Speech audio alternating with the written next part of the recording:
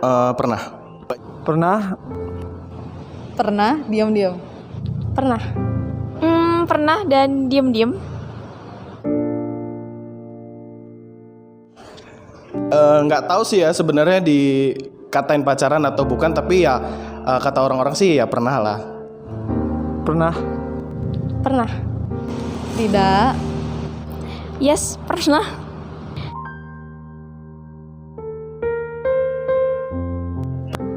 Sebenarnya tahu nggak tahu sih. Tahu. Ya, tahu.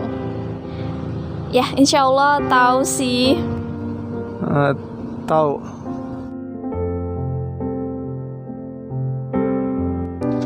Pernah. Pernah. Pernah.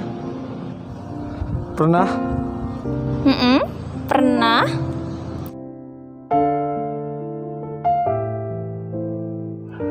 Kalau pengalaman dari gue sendiri, kalau dari positif kita pacaran tuh yang pertama sih gue bisa menambah apa ya, kayak lebih semangat aja gitu ketika gue punya pacaran dengan satu universitas tuh biasanya gue lebih rajin kuliah, terus juga lebih giat belajar. Dan gue pun pacaran tuh bukan yang negatif gitu, tapi lebih kayak yang meningkatkan apa ya, mata kuliah kita orang gitu. Jadi kita tuh pernah lomba-lombaan gede-gedein IPK ya, kayak gitulah mungkin kurang lebih positifnya. Kalau dibilang negatifnya ya mungkin bisa dibilang ketika gue jalan sama dia, ketika gue main sama dia ya notabene ya gue pernah pegangan tangan dan sebagainya sih. Itu menurut gue yang negatifnya gitu sih. Rasanya sih kayak gimana ya?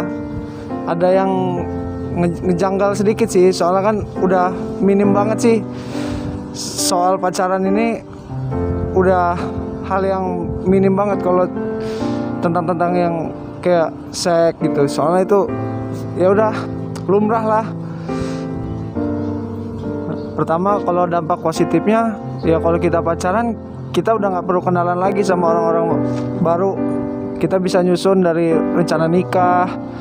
Kalau dampak negatifnya banyak banget, dampak negatifnya kayak bisa terjadi kehamilan, pokoknya gitulah, banyak banget. Rasanya bisa dibilang biasa aja sih.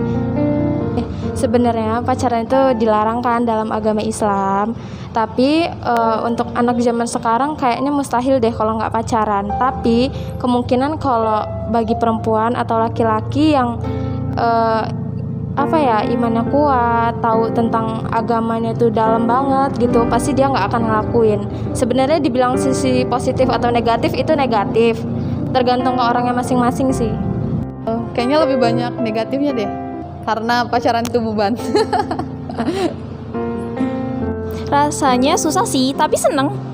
Kalau pacaran of course ya dampaknya negatif, selain membuang-buang waktu, energi, pokoknya waktunya tersita buat hal yang gak bermanfaat dan maksiat. Bismillahirrahmanirrahim. Assalamualaikum warahmatullahi wabarakatuh, teman-teman semua. Jumpa lagi di Salam Talk.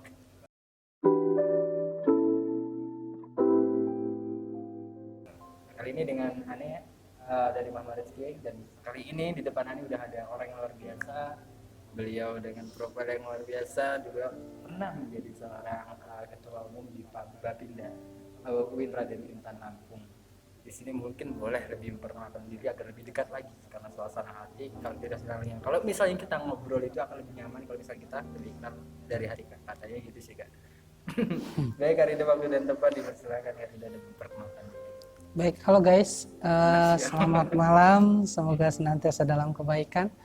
Perkenalkan, nama saya Ridho Setiawan, teman-teman bisa panggil Ridho. Sebenarnya saya hanya manusia biasa ya, seperti yang disampaikan oleh teman-teman, ini hanya dilebihkan. Masih Al-Fakir, ya masih terus belajar. Saya dari UIN, Mas, dari UIN, dan kebetulan alhamdulillah sudah selesai di tahun 2019 kemarin. Gitu. Insya Allah udah selesai. Kayaknya cukup segitu aja ya perkenalan kita nih. Masya Allah. Begini, memang kalau kita mengobrol dengan orang yang tawadhunya luar biasa, jadi ya rumit untuk menjelaskannya gitu teman-teman. Baik teman-teman, langsung aja ke topik pembahasan kita pada Salam Talk pada kali ini ya. Kak Ridho, Ani mau bahasin tentang masalah hati Kak Ridho. Wah, kayaknya menarik ini kalau sudah masalah hati ini. Iya. apalagi ini berurusan dengan manusia. Manusia kan diciptakan ketika ada perempuan dan juga lelaki. Kak Ridho lebih paham tentunya. Iya, insya Allah. Insyaallah. Ini nih bagi kita yang belum menikah Kak, dan lain sebagainya, kayak kita aktivis dakwah kampus maupun aktivis yang bukan aktivis dakwah, itu masalah hati itu sangat rumit sih, apalagi untuk perempuan dan lelaki gitu kan. Meskipun kita kadang aneh juga aktivis dakwah dan lain sebagainya, kadang juga pernah merasakan ketertarikan dengan lawan jenis dan lain sebagainya. Nah menurut Kak Ridho ini kan kita berarti ngomongin tentang batasan antara kita ikhwan dan akhwat atau perempuan dan lelaki gitu kan. Apalagi kita buat aktivis dakwah dan Ridho yang lebih luar biasa. Ini apa sih pentingnya kita menjaga batasan dalam konteks kita sebagai manusia yang diciptakan Allah dan sudah disediakan tempat dan waktu yang tepat untuk kita meletakkan hati kita kepada sosok yang mungkin pantas kita jadikan pendamping di masa depan gitu kan. Baik, Mas Rizky, sebenarnya kalau masalah cinta itu adalah fitrah dalam kehidupan kita, teman-teman ya. Jadi kalau kita merasa ada yang kita cintai seorang wanita, itu wajar. Tapi kalau kita kok mencintai sosok laki-laki, misalnya kok mencintai Asep ataupun mencintai Ricky, itu sudah tanda kutip kita sudah nggak normal lagi, teman-teman. Jadi terkait kenapa kita harus menjaga batasan ya antara laki-laki dan perempuan, karena pada hakikatnya Allah menciptakan kita itu berbarengan ada nafsunya ya. Dan nafsu ini kalau tidak kita jaga, kadang setan itu akan masuk ke dalam nafsu kita, kemudian berkata, kamu masih belum jauh, melakukannya, lakukan saja, nggak apa-apa. Toh juga baru pegang tangan, toh juga baru telepon sampai malam gitu. Nah untuk menjaga kondisi hati kita, maka kita perlu untuk memfilter itu. Sekiranya kita lihat teman-teman, chat itu sudah mulai nggak benar, sudah mulai ngarah kepada hal yang kurang bermanfaat, maka segera kita tinggalkan dengan cara yang halus. Terima kasih teman-teman, mungkin mohon maaf saya ada kegiatan, jadi saya harus tinggalkan dulu. Nah gitu. Itu cara kita menutup dengan halus. Jadi seperti itu Mas Rizky. Baik Kak Ridho, Masya Allah, luar biasa ya, tamparan banget tadi. Ya. Pernah berada di masa-masa seperti itu, udah masih jauh, cuman baru pegangan tangan gitu, luar biasa. Pernah ngalamin sama kayak gitu Kak. Kemudian Kak, apa pentingnya kalau misalnya kita jaga batasan kayak gitu? Maksudnya keuntungan buat kita apa sih gitu? Kan banyak kita yang berusaha untuk menjomblo fisabilillah, itu mereka tergoda dengan teman-teman yang mungkin berpacaran dan sebagainya, tiap malam minggu didampingi oleh si doi dan sebagainya. Terkadang godanya di situ juga. Nah keuntungan buat kita apa sih? Baik, terkait tadi pertanyaan yang kedua, kenapa harus ada ini batasan antara lawan jenis? Keuntungannya apa? Keuntungannya apa? Oke, sekarang seperti ini Mas, coba saya mau analogikan ya. Kita diberikan ini, ada dua pilihan. Satu, permen yang sudah dibuka bungkusnya. Kemudian yang kedua, permen yang belum dibuka bungkusnya. Kemudian dicampakkan kepada tanah. Kira-kira Mas Rizky pilih yang mana? Pasti ya masih dibungkus. Kenapa? Ya ketika itu jatuh ke tanah pasti bersih dong isinya kan. Oke, karena terjaga kan. Kemudian itu masih fresh dan sebagainya. Gitu teman-teman. Jadi keuntungan kita ketika kita menjaga hubungan kita dengan lawan jenis, yang pertama hati kita tetap fresh, hati kita tetap segar, hati kita tetap terhubung dengan Sang Pencipta. Maka kalau kita lihat di buku fikih ya, buku fikih pertama pelajarannya adalah tentang toharoh, bagaimana cara kita mensucikan, tapi bukan hanya mensucikan secara fisik, tapi juga mensucikan hati. Makanya mana dari kita ketika kita sering berwudu, itu salah satunya juga untuk menjaga hati kita agar selalu ingat bahwa ada Sang Pencipta. Sang Pencipta sudah memberikan 2 malaikatnya yang bertugas untuk mencatat segala perbuatan kita. Jadi seperti itu Mas. Simpelnya kita menjaga apa hubungan kita dengan lawan jenis, menjaga interaksi kita, maka hati kita juga akan dengan sendirinya terjaga dan akan selalu fresh. Seperti itu. Baik kak, baik, baik, baik, baik. Mulai paham, nih. Mulai kelihatan titik terangnya ini bagi aneh titik gelap masih ada. Lanjut kak ke pertanyaan berikutnya. Gini kak, biasanya tuh kita kalau ada rasa ketertarikan berawal dari memandang, dari mata turun ke hati, Turun ke dompet. kurang lebihnya seperti itu. Tapi ini biasanya juga kan berkomunikasi. Semakin intens kita berkomunikasi dengan lawan jenis, biasanya itu kan mempengaruhi juga kan. Ya, Nah, betul. itu tuh sebenarnya gimana sih cara kita mengelola komunikasi yang gimana caranya biar nggak sampai berlebihan sehingga nggak menimbulkan rasa ketertarikan dan lain sebagainya? Ada tipsnya nggak kak? Oke, baik. Teman-teman, Islam tidak kolot ya. Islam itu tidak sempit. Islam menganjurkan kepada kita untuk berkata, berkomunikasi, boleh. Tapi ingat tetap ada rambunya ya. Tetap ada rambu-rambunya. Bahkan kan Nabi pernah bersabda kurang lebihnya, jika engkau beriman kepada Allah dan hari akhir, maka hendaklah berkata yang baik. Kalau tidak, diam. Dari cara kita berkata saja, kita sudah diatur. Bagaimana yang keluar dari lisan kita itu hal-hal yang baik saja. Selebihnya hal yang kurang baik, itu kita tinggalkan. Omong kasar, omong yang tidak ada guna, dan sebagainya. Belum lagi Nabi pernah bersabda juga, kurang lebihnya termasuk ciri kebaikan di dalam diri seseorang manakala dia meninggalkan sesuatu yang tidak bermanfaat bagi dirinya. Itu ya. Kita chat, tanya apa kabar, sudah makan belum, ada manfaat tidak? Tidak. Secara diri kita itu tidak ada manfaat. Kenapa? Kita ngechat mereka tidak membuat kita kenyang kan? Nah, gitu. Maka teman-teman, ketika kita dihadapkan dengan itu, tip yang sering saya berikan adalah pertama kita chat sebatas keperluan saja. Assalamualaikum Mbak, saya mau tanya, hari ini saya tidak masuk kuliah misalnya. Tugas dari dosen apa ya? Kalau sudah dijawab, ucapkan saja terima kasih. Sudah, tutup. Sesimpel itu. Sesimpel itu. Wow. Dan kalau seandainya sudah ada yang mengarah kepada hal-hal yang berbau perasaan, maka kita jawab dengan yang mudah juga dan kita jawab dengan yang lembut. Terima kasih Kak, saya izin pamit ya, sedang ada kegiatan. Jadi segera kita putuskan dengan cara yang halus. Dengan seperti itu kita sudah meng-cut pintu-pintu syaitan masuk ke dalam chat kita yang kemudian berpengaruh terhadap perasaan kita. Simple banget, tergantung kita mau atau tidak. Tapi masalah ngechat ini, masalah komunikasi online gini, WhatsApp, Telegram dan sebagainya saat ini lagi ngetren-ngetrennya. Ya betul. Bener kayak. Nah di situ tuh kadang bagi kita yang sudah masuk alias kecelakaan di situ, itu sulit banget buat move on dari hal tersebut. Gitu. Kita malah parahnya sih gini sih, kayak kita menyembunyikan diri di dalam kayak misalnya dibungkus dengan bingkisan yang islami. Contoh misal udah kita nanya-nanya kepada Allah tentang ini dosa nggak sih dan sebagainya. Misal Afwan pun nanya ke kita, Kak kalau misalnya gini, malah kadang pernah kita ngobrolin tentang pernikahan kan. Nah itu apakah mungkin bisa kita putus saja ataukah mungkin kita jawab saja pertanyaannya atau bagaimana? Ini bagi teman-teman atau bagi Anda sendiri, ya nasib Anda sendiri yang sudah terlanjur masuk alias kecelakaan. Baik. Kecelakaan dalam perasaan tentunya ya.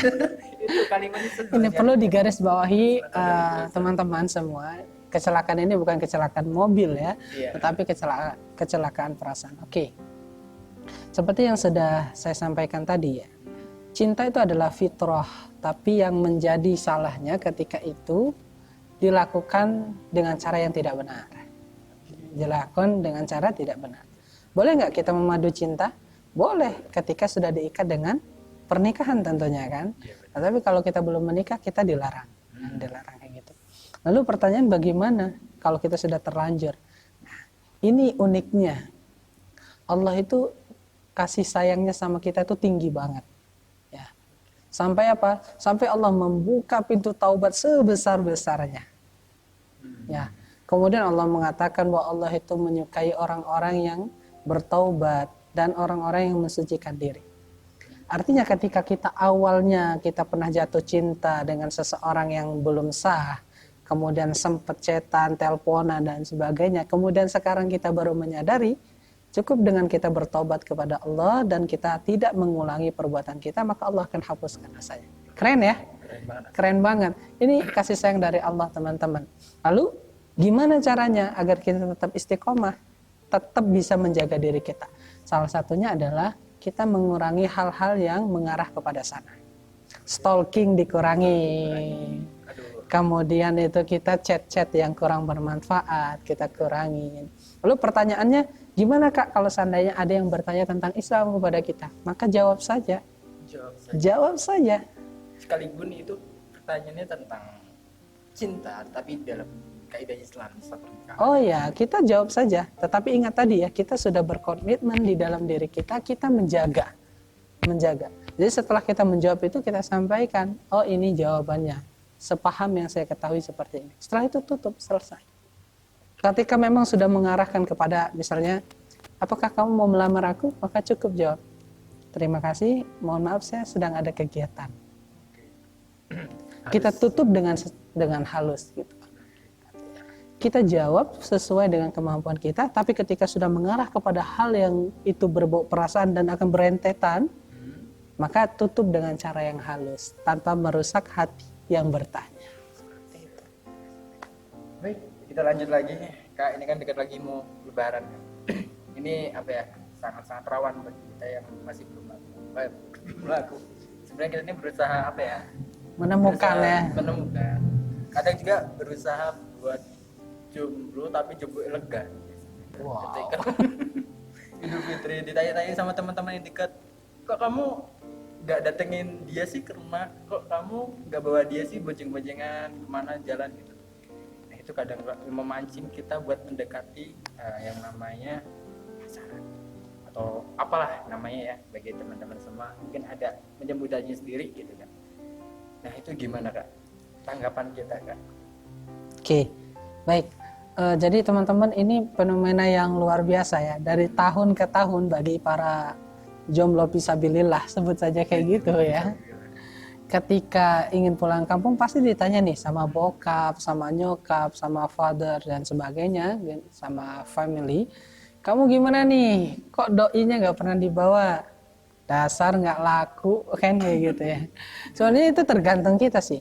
Kalau kita sudah berkomitmen berkomitmen saya akan menghalalkan dia dengan cara yang baik kayak gitu. Saya akan menjemput dia, bukan menemukan ya, menjemput dia dengan cara yang baik, maka cukup kita katakan kepada orang tua ataupun teman kita, santai bro, belum saatnya saja. Saya akan bawa dia saat saya tambatkan nama dia di BPKB. Tahu nggak BPKB? Apa itu? Buku Pernikahan Kita Berdua. Romantisnya seorang laki-laki itu bukan terletak pada bunga, bukan terletak pada silver queen dan sebagainya. Tapi saat dia bisa menambatkan namanya dan nama kita tentunya dalam buku kecil yang bergambarkan Garuda. Oh iya. Paham lah. Asik kan ya? Asik banget. Yang jumlahnya ada 2 kayak. Ada 2 dong. Satu untuk dia dan satu untuk kita. Nah, oke Kak. Tadi kan kita udah bahas beberapa cara kita berkomunikasi. Itu mungkin adalah salah satu cara jalan buat kita menuju mungkin bisa mendekati yang namanya pacaran atau berinteraksi berlebihan dan lain sebagainya. Nah ini sekarang pertanyaannya, apa saja sih? Mungkin ada adabnya nggak sih ketika kita lagi berinteraksi dengan akhwat? Apa yang harus kita lakukan agar kita tetap terjaga? Baik, adab kita ketika kita berinteraksi dengan lawan jenis, yang pertama itu tadi, kita menjaga segala hal yang membuat mereka itu terpancing ya, merasa baper dan sebagainya. Artinya mulai dari chat kita, kemudian itu mulai dari emot dan sebagainya, kita pilih. Emoticon itu berbahaya ya. Atau kita hilangkan? Sebenarnya kita hilangkan. Tapi kalau bagi teman-teman yang terbiasa dengan emot, setidaknya untuk bisa menghilangkan itu dikurangi. Yang tadinya emotnya itu sampai lope-lope gitu ya dan sebagainya, itu bisa diganti atau lebih baik dihilangkan. Mulai dari itu tadi ya, perkataan kita susun, kemudian apa yang kita tanyakan itu kita susun, kemudian ketika dia bertanya ataupun kita bertanya itu hal-hal yang penting. Ketika sudah ada salah satu di antara kita yang mulai mengarah kepada hal yang berbau perasaan, maka segera diingatkan atau segera tutup dengan cara halus tadi. Bentar ya. Cara mengingatkannya, kadang kita bingung nggak kalau misalnya kita langsung ngomong kayaknya kita udah mulai berlebihan, kayak gitu biasanya agak-agak gimana ya, awkward kan bahasanya itu, Bahasanya agak berat ya. berat gitu ya. Jadi kalau kata guru kami, ketika memang sudah ada yang mengarahkan ke perasaan, maka belokkan dengan cara yang halus. Misalnya ada seorang wanita nih tanya, "Kak, apa sih tipe wanita idaman kakak?" Maka kita bisa balik, "Oh ya, Ramadan itu bulan Quran loh. Sudah berapa juz tilawahnya?" gitu. Atau bisa kita bilang, "Oh ya, ini Ramadan ini bulan Quran, bulan Lailatul Qadar juga, ada Lailatul Qadarnya. Yuk kita berburu malam Lailatul Qadar. Cukup sekian ya. Assalamualaikum." Gitu. Langsung tutup rapat-rapat celah yang mengarah kita kepada perasaan. Gitu. Jadi belokkan dengan cara halus. Ya, lagi-lagi caranya dan dibelokkan teman-teman. Tapi bukan diblok ya. Bukan diblok. Dibelokkan dengan cara yang halus. Oke Kak, kali ini kita masuk ke ranahnya teman-teman biasanya kayak lembaga dakwah kampus dan lain sebagainya. Ada yang namanya virus merah jambu dan lain sebagainya. Tapi di sini Ani ingin bicarakan tentang kita dengan lingkungan. Misal, Ani ikut di Rohis. Oke, Ani lebih terjaga karena teman-teman yang lain bisa mengingatkan dengan mencontohkan. Ya. Tetapi ketika Ani kan ikut organisasinya nggak cuma satu tuh. Misal Ani hobi sepak bola, hobi futsal, Ani ikut organisasi futsal. Yang ternyata di sana batasan tidak terlalu diperhatikan. Kita mau mendakwahi nggak mungkin, bukan nggak mungkin, tapi lebih ke Belum berani belum gitu berani. ya. Kan Sungkan. nanti ngasungkan di depannya. Akhirnya pun kita terjerumus, kadang bukan terjerumus sih, akhirnya kita mengikuti budaya mereka. Nah begitu. Jadi kayaknya kita ini Ani masih ingat tadi Kak Rido sebelum mengenalkan bahasanya kayaknya kita belum merasa diawasi oleh Allah gitu kan. Iya. Nah, gimana cara mengurangi hal seperti itu atau pokoknya dimanapun kita berada, kapanpun kita berada, itu pokoknya harus ya tetap sama apa yang diperintahkan oleh Allah buat kita menjaga batasan di semua tempat, nggak cuma di Rohis, di organisasi luar juga ada gitu. Gimana caranya? Baik, cara simpelnya itu kita harus menyadari kita ini betapa berharganya kita. Jadi teman-teman, ketika kita diperintahkan oleh Allah untuk melakukan segala sesuatu yang berbau kebaikan, artinya itu untuk menambah marwah kita. Apa ya bahasa marwah itu? Menambah menambah aura kita, aura positif kita. Tapi ketika kita diminta oleh Allah SWT untuk menjauh semua larangannya, itu pertanda itu tidak baik untuk diri kita. Itu tidak baik untuk diri kita. Lalu pacaran itu termasuk hal yang baik nggak untuk diri kita? Tentu tidak. Jadi kita harus mengenal dulu terlebih dahulu. Kita ini manusia terbaik yang Allah ciptakan dalam bentuk sebaik-baiknya. Begitu ya kata Allah. Bismillahirrahmanirrahim. Laqad khalaqnal insana fi ahsani taqwim. Allah menciptakan kita dalam hal-hal yang baik. Allah menciptakan mata, Allah menciptakan telinga, Allah menciptakan hidup kita untuk hal-hal yang positif. Nah, maka ketika kita sudah mengetahui, mohon maaf saya ulangin, ketika kita sudah mengetahui jati diri kita, siapa kita dan kenapa kita diciptakan oleh Allah, maka dengan sendirinya itu ada pakem di dalam diri kita. Ada hal yang gue banget lah itu. Ada suatu hal yang menjadi komitmen kita. Komitmen kita, gue ini orang baik loh. Karena gue orang baik, gue akan menjaga sekuat diri gue gitu. Kita akan menguatkan diri kita kuat. Maka lawan, perlahan-lahan. Ketika memang teman sudah mulai masuk, maka kita arahkan pelan-pelan. Kita geser, kita cari teman-teman yang bisa kembali mengingatkan diri kita. Artinya kalau kita lihat teman kita itu kok banyak yang pacaran, ya kita fokus dengan diri kita. Lo ada pakem, lo itu orang baik, kuatkan, buat afirmasi di dalam diri kita. Lo itu orang kuat, lo itu orang baik, lo itu orang solih insya Allah.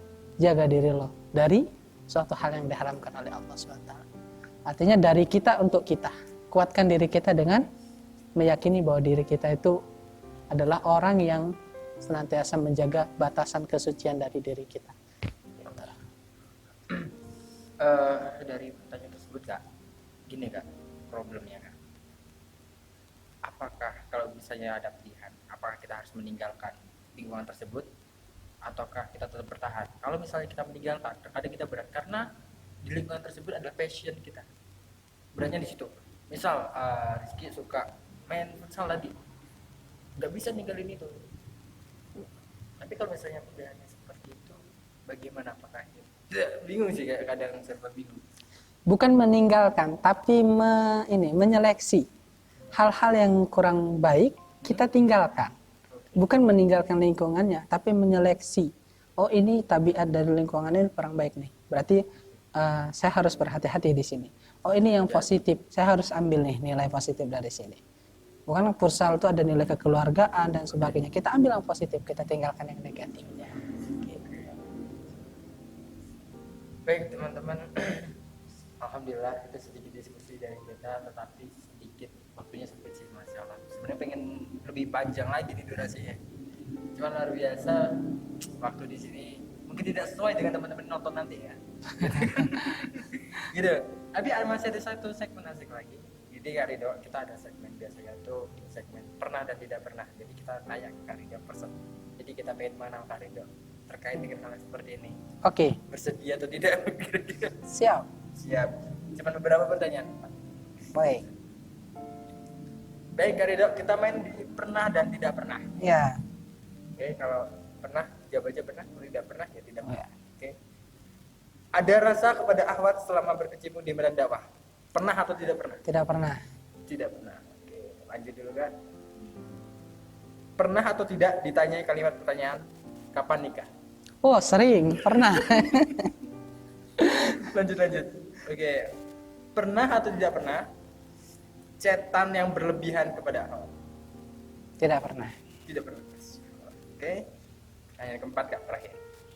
Pernah atau tidak pernah secara sengaja atau tidak sengaja memarahi akhwat di suatu kejadian, biasanya itu di event organisasi dan lain sebagainya, sampai dia nangis?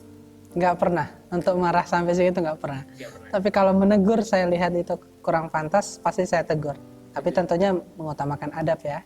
Kita jangan tegur di depan yang ramai. Seperti itu. Oke, dari beberapa pertanyaan itu, Ani pingin ulik dikit aja Kak, nggak sampai kena. Siap. Nggak apa-apa.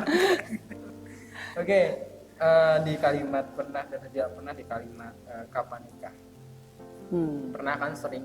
Sering banget, bukan cuma pernah, sering. Dari by person Kak Ridho, apa yang Kak Ridho jawab kepada mereka? Ya, kalau orang tua bertanya sih, yang banyak kan orang tua nih, kapan sih nikah? Ya kita jawab, insyaallah pada waktu yang tepat gitu. Insyaallah pada waktu yang tepat. Doakan saja. Ini lagi proses untuk untuk menjemput dia yang sudah Allah ciptakan, yang sudah Allah takdirkan gitu. Jadi jawab dengan simpel aja sih. Gitu. Jawab dengan simpel aja. Oke, yang bagian tadi memarahi akhwat sampai dengan nangis. Ya mungkin konteksnya nggak cuma memarahi, kadang kita mengkritik akhwat. Iya. Kan, atau menegur. Tapi kadang tuh kita tuh selembut mungkin menegur, tetapi terkadang akhwat kan ada perasaan, kok harus Iwan sih yang harus menegur ini? Iya, Di situ betul. kadang ada berlebihan sampai mereka menangis. Iya. Ini kata kayaknya pernah ngalamin sih. Gitu Kak. Baiknya apa yang Kak Ridho lakukan? Kok sampai akhwat ini kayaknya biasa aja gitu, maksudnya biasa aja itu nggak sampai nangis, nggak sampai baper dan sebagainya.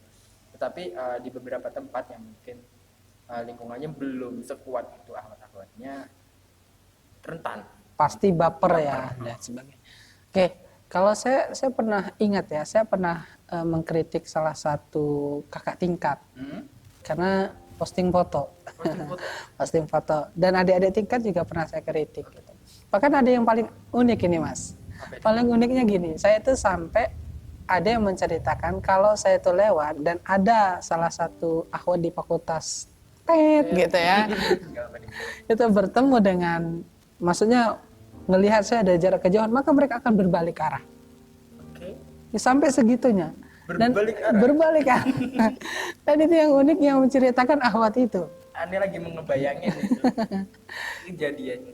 Tapi kita bukan Umar bin Khattab ya. Oh, iya, Kalau benar. Umar bin Khattab kan yang berbalik syaitan. Oh iya benar. Kalau ini enggak gitu. Begitu. Jadi saya tegur, kira-kira ini pantas enggak?